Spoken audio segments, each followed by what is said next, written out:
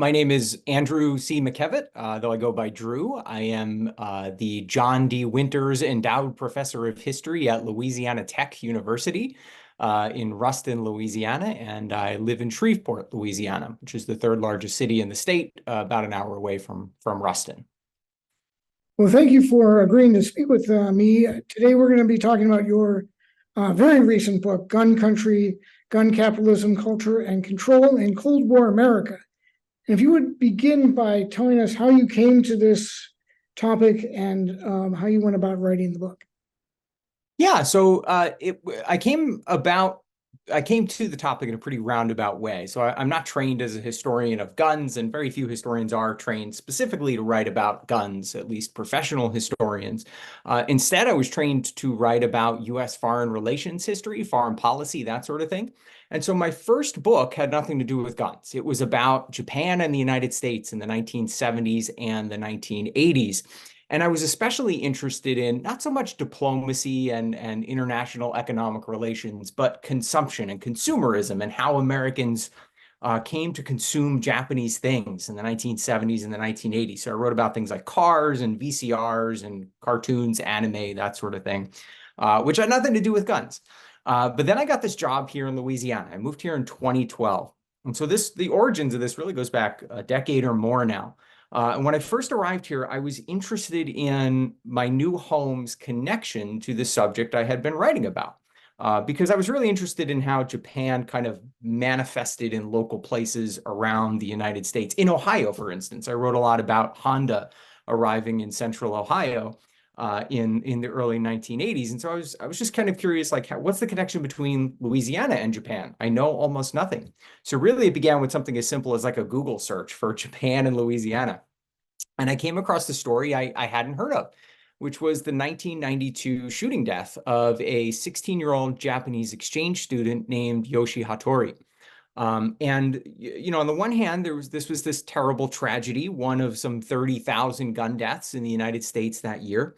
But on the other hand, it becomes a kind of unique incident because it launches an international or a transnational gun control campaign led by his parents in Japan and his host parents in Louisiana, two LSU professors who had hosted him as an exchange student. And what they do over the next several years is they try to organize for gun control, which was fascinating to me as someone who was thinking about this US-Japan relationship and especially how it happens at kind of the local level. And they just so happened to leave all of their records at LSU, at Louisiana State University in Baton Rouge. And so I went down there and went through them and thought there's some kind of story here. And then, when the kind of main question that they were asking was, what makes the United States so different in a global context? Why is our gun culture and our gun violence and our even gun consumerism so different from the rest of the world? And I thought that was a fascinating question. And so I tried to trace that question back and back into the past. And I found that at the very least, I had to go all the way back to 1945, to the end of the Second World War, to answer that question, when I thought maybe I'd be able to answer it by writing about the 1980s or the 1990s, but I went all the way back to World War II, and it sent me on this kind of archival quest, and it led to this story that goes back to the end of the Second World War. Well, and I think we should probably start at the end of the Second World War, because you found this character who was Samuel Cummings, who was bringing in these surplus guns, and it was news to me that this was happening. I had no idea. When people think of guns, especially when I think of guns, it's the manufacturer, Smith and Wesson, all the other guys. But you found that there was a new twist on the story, a new wrinkle in the narrative, right? Yeah, that's right. I mean, when we think about American guns, we think of these iconic gun manufacturers, Remington, Colt, Winchester, Smith and Wesson, these kinds of guns, right? But the reality is by 1968, by the time of the first major post-World War II federal gun legislation, the Gun Control Act, 1 out of every 3 guns sold in the United States was an import, a gun made overseas and brought into the United States. And 1 out of every 2 handguns was an import as well. And these guns were very different from the kinds of guns that Americans, that we think of, you might see if you were to walk into a gun shop or a pawn shop or anywhere that might sell guns. Many of these guns were, especially in the first decade or two after the Second World War, war surplus firearms. So these were rifles mostly that were used on battlefields in Europe and in Asia, and were imported into the United States to be sold on what was at the time and still remains the world's largest consumer market for firearms, really the only lucrative consumer market for firearms in the world. And so the main character here is a guy named Samuel Cummings. Samuel Cummings creates this company called InterArms, which by the early 1960s is probably the world's largest private dealer in any kind of arms, in small arms, in large weapon systems, and so forth. And it makes Samuel Cummings very, very rich. And, he's kind of a funny figure. Like, people don't really know him, but to me, I think he's the most innovative gun capitalist of the 20th century. And that's because he connects these markets. He connects the demand in the United States after the Second World War, which is surging in part because they're moving out to suburbs and they have more access to recreational areas. They have more expendable income as the country is becoming more prosperous.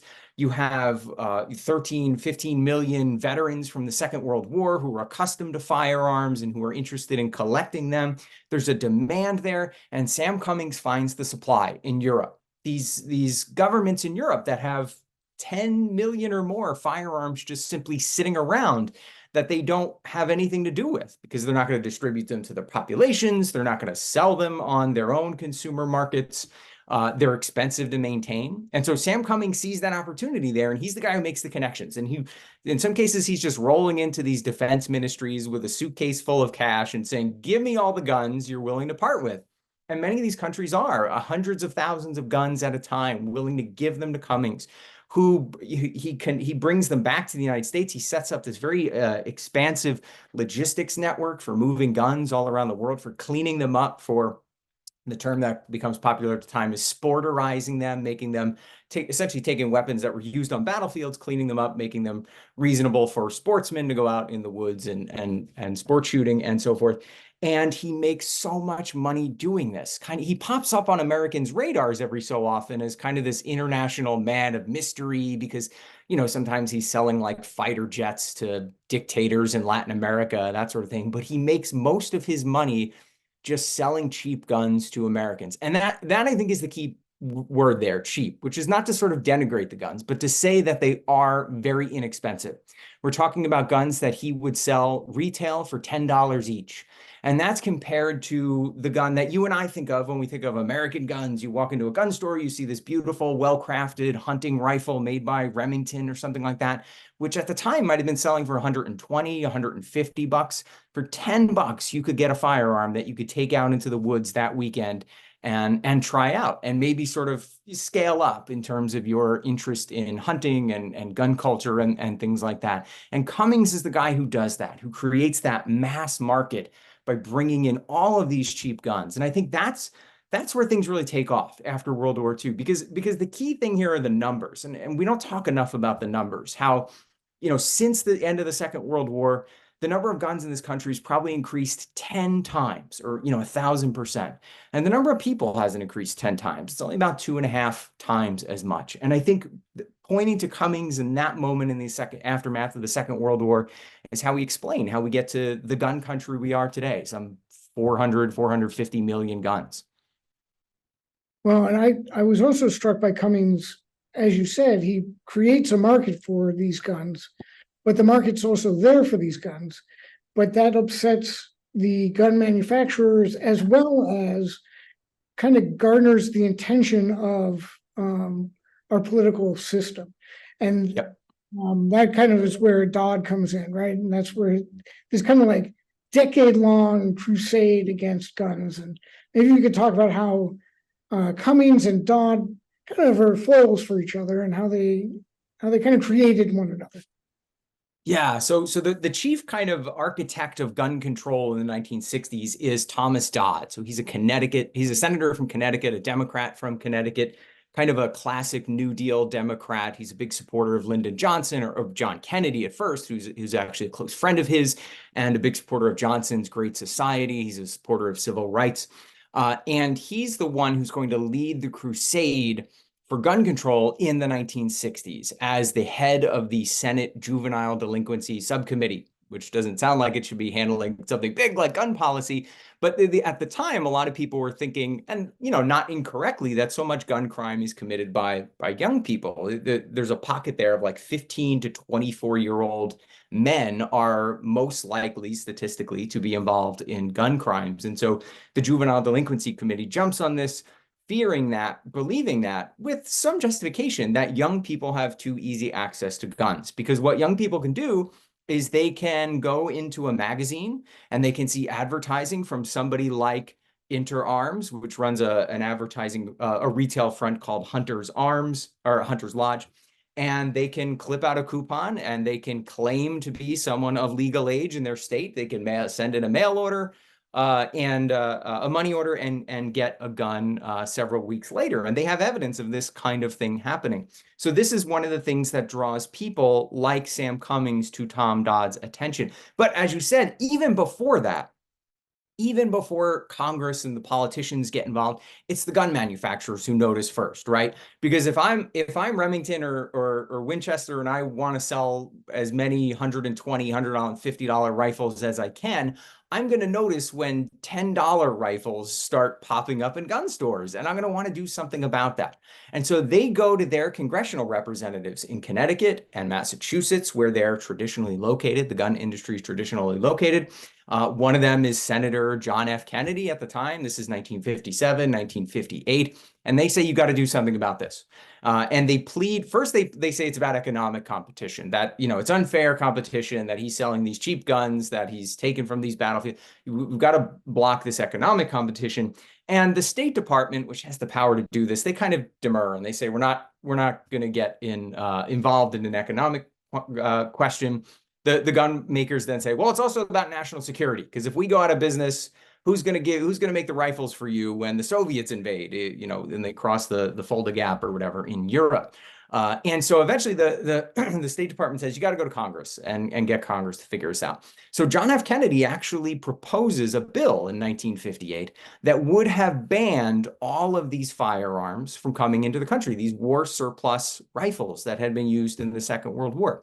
And had it passed, it doesn't pass, had it passed, the gun that killed John F. Kennedy, an Italian-made Carcano rifle, would not have been imported into the United States, because that comes in 1960, because this bill never passes. So it's the gun manufacturers who, interestingly, kind of kick off this first round of gun control activity.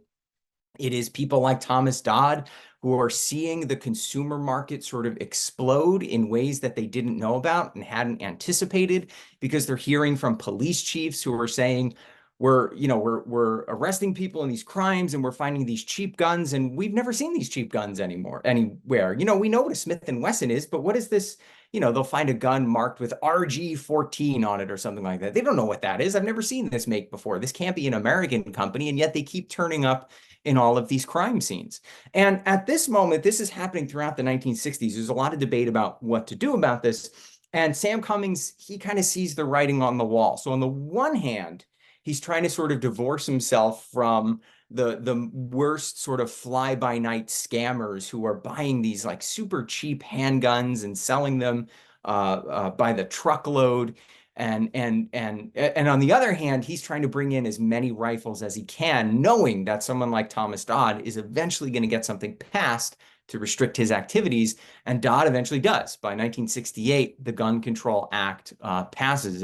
It's a landmark piece of legislation, the first kind of federal legislation having anything to do with guns since the 1930s.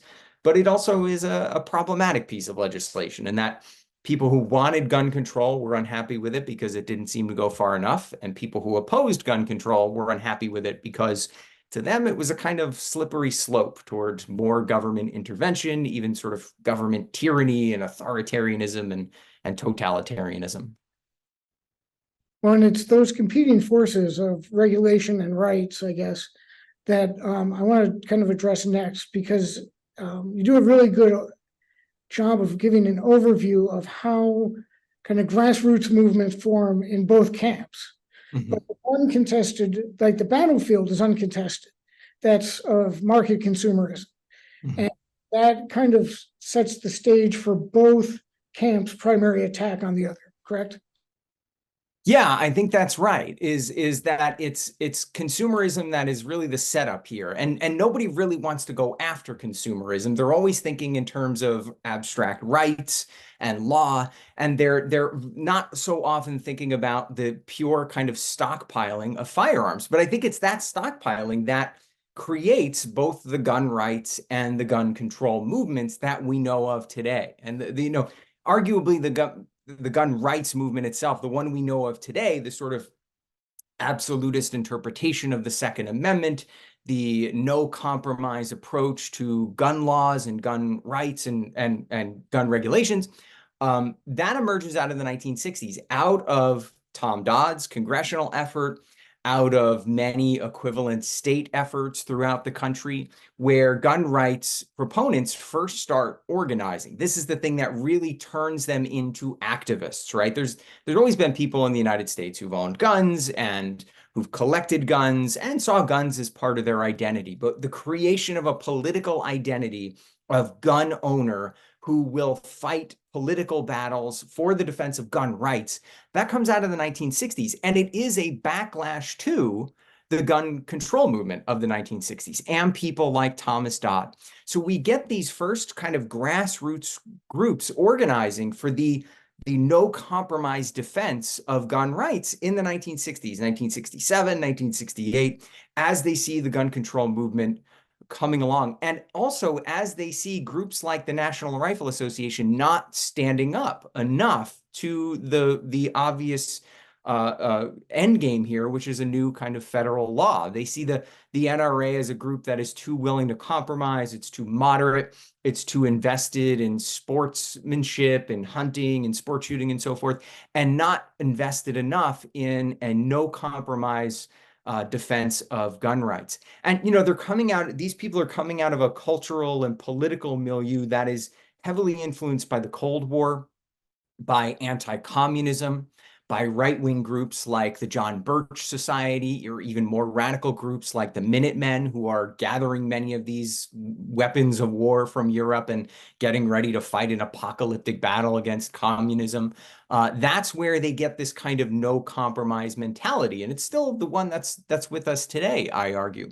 And on the other hand, you have the gun control proponents who aren't organized at a grassroots level in the 1960s because it's people like Tom Dodd taking the lead. But when the Gun Control Act fails, they step up. And I write about two organizations in Chicago in the 1970s, both early grassroots gun control organizations, both taking different tacks on how to approach this problem. And both of them see that stockpiling as the real question. They want us to think about America's gun problem as a material problem, not a problem of rights and not a problem of law, but simply about the material accumulation of hundreds of millions of guns.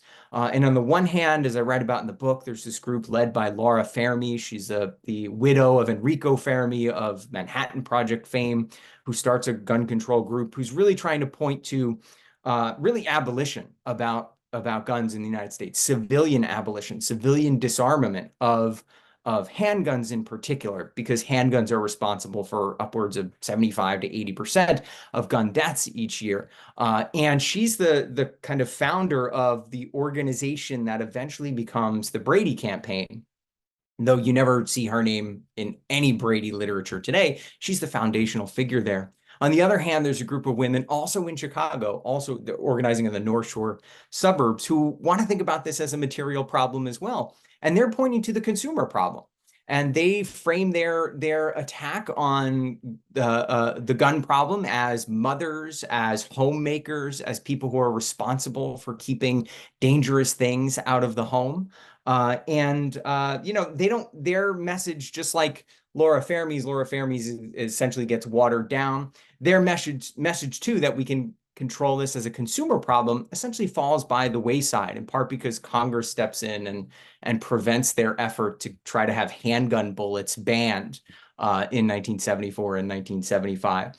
So both of these perspectives, gun rights and gun control, they're both I think, motivated by and inspired by and created by this consumer market. And yet so often everyone's kind of beating around the bush in that regard and not acknowledging the central reality of tens of millions or hundreds of millions of guns being stockpiled.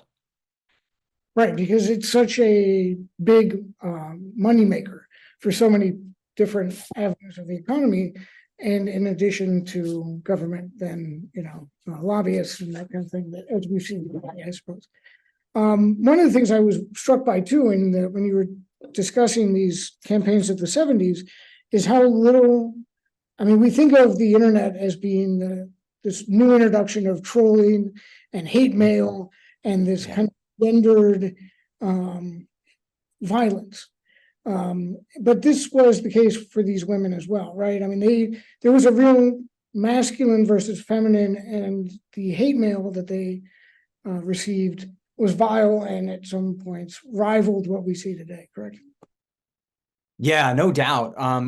There's gender is such a fascinating part of this story here. And I think it even starts before these women's groups start organizing in the 1970s. There's one historian who who says of the 1960s that masculinity was the currency of politics in the 1960s, right? And so we often think about masculinity and we think about guns like it's masculine men who carry guns, but it's actually people like Thomas Dodd and even Lyndon Johnson and his attorney general, Ramsey Clark, who are all lobbying for the Gun Control Act of 1968, who are also making an argument based on masculinity. And their argument is, no, masculine men actually can control their emotions so that they don't desire tools of violence. They control their natural environment. They're able to sort of exercise self-restraint in ways that emotional men who are quick to pull the trigger are incapable of doing. So this thread of kind of masculinity and this sort of gender debate is already there in the 1960s. And what happens with these groups in the 1970s, especially these women, is that because of the heavy masculinized rhetoric of the gun control debate of the 1960s, that becomes the target of attack for many people attacking these women, and they're often doing it anonymously. So you can one of the two chapters I write about these groups, it's based on their archival collections, and they're both in Chicago, and you can go through their records and read through their hate mail. And it was a very unpleasant thing to do as a historian, but it was certainly more unpleasant to be a woman activist in 1974 and receiving vicious, horrific sort of hate mail. And so especially the Chicago Handgun Control Committee, the women on the North Shore of Chicago, their records are full of just really sort of atrocious things, people making all kinds of horrific violent threats and mixing those violent threats with common racism at the time, and accusing the women of all kinds of horrific things for trying to convince men not to own guns. There was even one instance, there is a collection of material in there that's restricted because apparently it was so sort of horrific within the hate mail collection, and it's called the hate mail collection. That material so sort of horrific that the group asked that it not be released to researchers. And so, yeah, it was hard going through that material, but I think that is important to understand the politics of the moment, right? Because it's really hard and even courageous and brave of these women to do what they're doing. They're going on, in some cases, they're going on national television and they're talking about banning guns. And within days, they'd start receiving just horrific threats from men all over the country. Sometimes these men would take the advertisements out of magazines and newspapers and they'd, I don't know, put them up on a tree and they'd fire their gun into these advertisements, and then they'd scribble something hateful on it and they'd mail it back to these women. And so that took a lot of courage just for them to stand up and say, we need to think about this problem differently. We need to do something about this. And we as women are going to rely on our authority, our cultural authority as homemakers, as people who are supposed to protect children from endangerment, to kind of push that issue forward. And they did in a really kind of impressive way. And they weren't, they didn't cave, and they took that hate mail and they still kept doing what they were doing. And that was a really kind of admirable thing to do. Well, and kind of expanding on that theme of what's old is new again. There's a lot of strange things that surround the debate of gun control versus gun rights. And one of the sidelines of this is we always fall back into conspiracy. And there's always a sort of panic about internationalism, globalism, anti-Semitism, part of that, racism. Could you kind of talk to us about how mainly the right starts to embrace these ideas, especially as we move into the modern, what we would consider the modern era, post-right?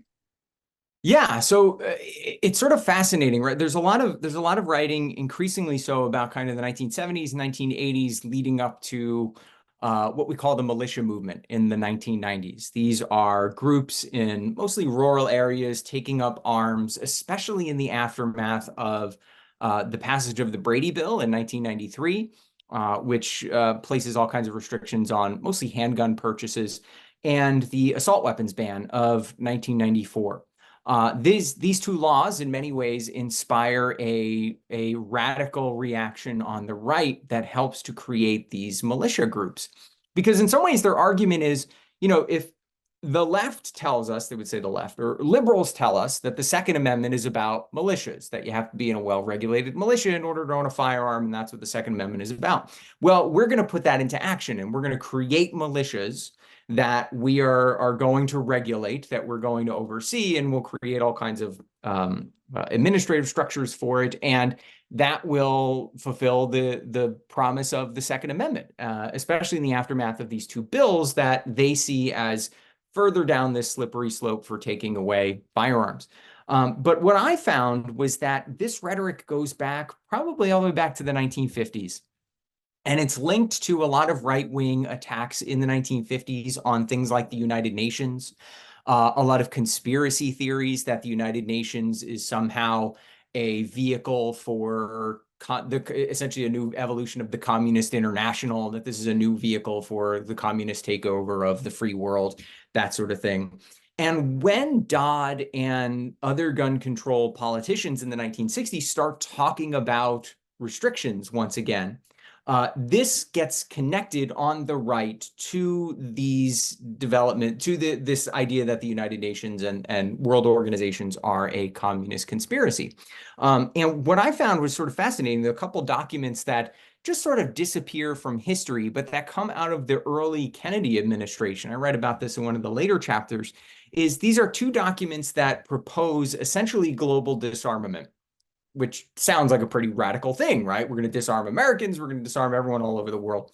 And they're essentially propaganda documents meant to be propaganda against the Soviets, right? It's kind of like there's a propaganda fight in the late 1950s and early 1960s between the Soviets and the Americans over this question of like the peace race, like who can be the more peaceful country. They're both building incredible nuclear arsenals, but they want to outdo each other in terms of the peace race.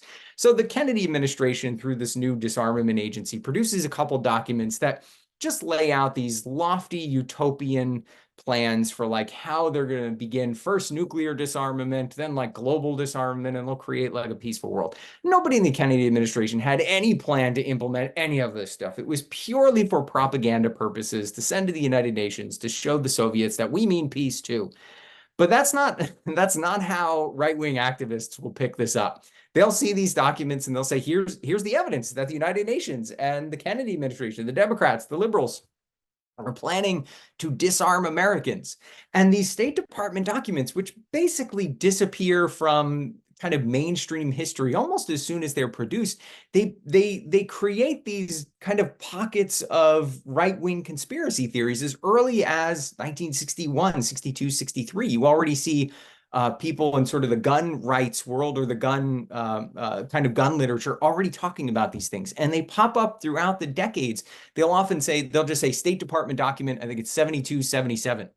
And, to the average reader, you have no idea what that means. But to somebody who's tapped into these right-wing conspiracy theories, that was the Kennedy administration's proposal to disarm Americans and turn over American rights to a global police state or something like that. That's kind of what's in the document itself. And you see that, again, popping up in the 1980s and the 1990s. So it's not just the Brady Bill and the assault weapons ban, but these things are triggers no pun intended, for a conspiracy theory that dates back some 30 years, at least back to the early 1960s. And I think that's important to kind of trace that and acknowledge the place of that in gun politics, especially gun politics on the right, because we have these stories about the NRA shift in the 1970s. People often point to 1977. There's this convention, in the annual convention in Cincinnati. There's a kind of palace coup in which a new hardliner group takes over.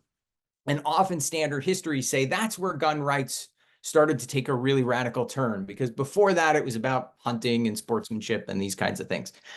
It's not true at all. It's true of the NRA mostly, although the NRA is still very much an active political organization well into the 1960s, in some ways all the way back to the 1930s. But if you look outside the NRA, if you, as I call it, if you take a kind of non-NRA history of these gun rights groups, you see them with these wild-eyed conspiracy theories at least a decade or more, or 2 decades earlier, and tapping into broader right-wing paranoia about communism, about international organizations, and so forth. And I think we have to do a better job of seeing how that helps produce the kind of no compromise, radical gun rights interpretations we have today. Well, and it struck me too as, and I suppose the answer is baked into the question, but the gun rights people side of the argument consistently wins, but consistently is on the defensive. And I guess that's their method of winning, but like there's never been any systematic attempt to disarm Americans, has there? Yeah. And no, nothing like it. And I think that kind of persecution complex is essential to the movement, and it's essential to fundraising, right? I mean, if you go back and look at the NRA's literature, really, again, as early as like the 1930s, but it certainly escalates in the 1960s. They're constantly sending out what they call these like legislative alerts, like your gun rights are under attack, your gun rights are about to be taken away. And this is the tone that really escalates in the 1970s and the 1980s, especially in the aftermath of the 1968 Gun Control Act. But what I argue in the book is that these laws, like the 1968 Gun Control Act, like the Brady Handgun Act, even like the assault weapons ban or the laws from the 1930s, or even the most recent law passed in the aftermath of Uvalde, these laws are fundamentally about protecting gun consumerism. They're about putting up guardrails in which legitimate gun consumer activity can take place. Organizations like the National Rifle Association will often point to like the ATF and say, the ATF is the great enemy. The ATF wants to take away our rights. They want to take away our guns. They want to restrict our Second Amendment rights and so forth. The NRA has no greater ally than the ATF. The ATF's job is to make sure people are participating in the consumer gun market within the guardrails that they have set. And if they do that, you can acquire and amass as many guns as you want.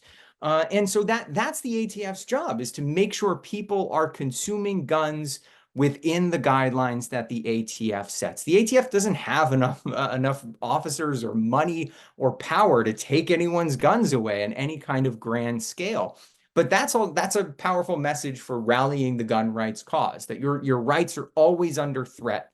And the rights they're really talking about is the virtually unrestricted access to the gun consumer market. That's the right they want to protect. The NRA, in that sense, if you really break it down, it's a consumer lobby. They're not really protecting anyone's constitutional rights. They're ultimately about protecting access to a consumer market. And of course, they benefit from that consumer market because they get advertising from the gun companies. They get dues from members who pay every year for them to protect their rights and so on and so forth. And so without that, the NRA wouldn't have anything to go on. And so they're constantly arguing that they're under threat, when in reality they're just seeking to protect a market. And it seems like nothing will threaten that market. No amount of tragedy, no amount of death, no amount of murder, crime, whatever it is. It all plays into their narrative. It's all wrapped up into the gun capitalism. So I guess to kind of wrap things up for the sake of this interview, if you put on your, I know people don't like to do this, but looking into the future, your predictive hat, what is the future of gun capitalism in America? And if you want to expound on the world as well, that would be fine. Yeah, you're right. Historians hate to do this. And so to look into the future, I'm going to look into the past, right? And so to me, the moment I always point to is 1968. And it's, the gun control, part of the Gun Control Act has passed already in the summer. The rest of it's going to pass in the fall.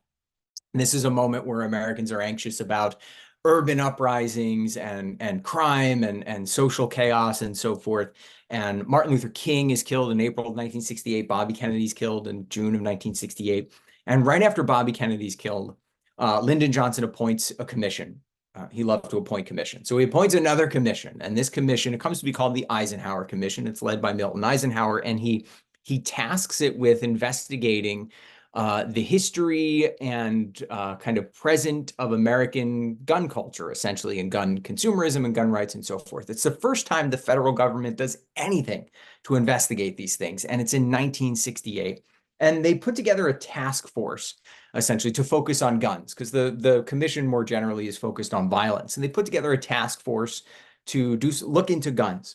And that task force, they're the ones who come up with a lot of these numbers for the first time. Nobody really knew how many guns there were in the country in 1968. If you look at congressional hearings, you'll see some people saying like, oh, there's 20 million. Some people saying there's 2 billion guns in the United States. Nobody has any idea. This federal commission for the first time puts together all these numbers, and they put together some recommendations. And they say right now at this moment in 1968, there's probably 90 million guns in the country. And we think 25 million of them are handguns. And those are really the problem, because the handguns are the tools of interpersonal violence. So many of the other guns are rifles and shotguns. People keep them for hunting and so on and so forth. We got to do something about the handguns. Right now, we need to ban handguns. And if we can, we need to take away the 25 million that are in civilian hands. This is a radical proposal by a federal commission, a presidential commission. And they say, we know this would be the most radical private property confiscation, perhaps in the history of any liberal democracy. But right now, in 1968, this is the point of no return. If we don't do this now, in 1968, in 25 years, we're going to have 200 million guns. And 25 years later, we'll have 400 million guns. And that's precisely where we are, because we didn't do anything about it in 1968. And so, I worry that we are on a trajectory where, in 25 years, we're going to be a country of 1 billion guns and maybe, 450, 400, 500 million people, something like that. Because the goal has never been about restricting that consumer market. It's been about creating the guidelines in which legitimate consumer activity can take place. Our laws are always about protecting the law-abiding citizen, right? Which is not to say that there aren't gun owners who abide by laws, because there's tens of millions of them. But that's a political construct that drives how we create laws. It's always about protecting the law-abiding citizen, rather than making a country of 300 million people safe from 400 million, 500 million, 1 billion firearms that are fundamentally tools of violence. So that's a cynical way to conclude, but it's kind of the best thing I've got based on this work I've done.